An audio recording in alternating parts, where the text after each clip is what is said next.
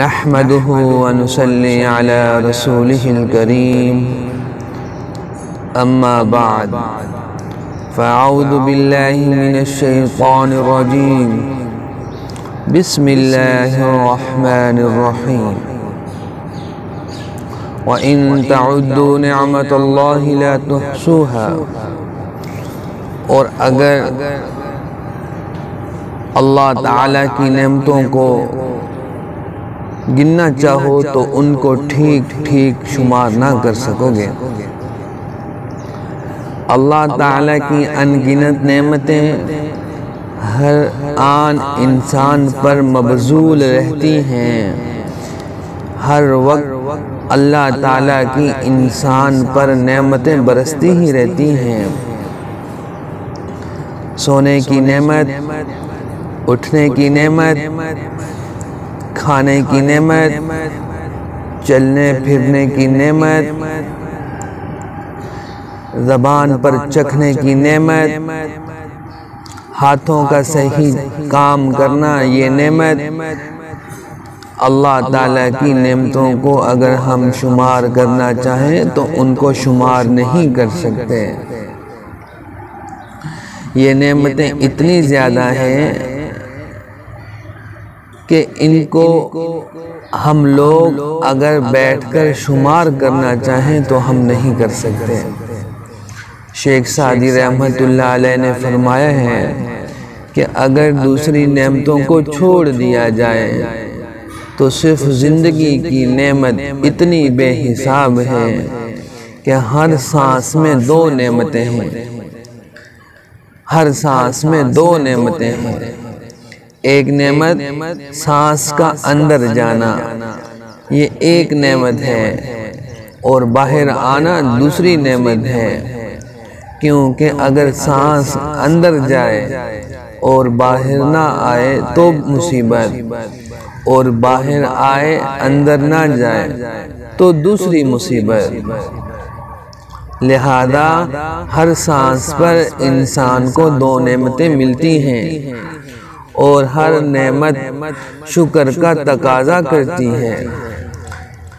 لہذا اگر ہر سانس پر آدمی ایک بار شکر ادا کرے تب بھی صرف سانس کی نعمت کا شکر ادا نہیں ہو سکتا۔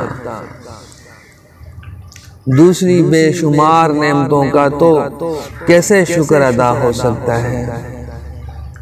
غرض اللہ تعالیٰ کی نعمتوں کا ٹھیک ٹھیک شکر ادا کرنا تو ہر انسان کے بس سے باہر ہے، لیکن کثرت سے شکر ادا کرتے رہنا ایک انتہائی محبوب عمل ہے، جس پر ثواب بھی بے حساب ملتا ہے، نعمتوں میں بھی اضافہ ہوتا رہتا ہے، اور اللہ کے ساتھ تعلق اور محبت میں بھی ترقی ہوتی رہتی ہے۔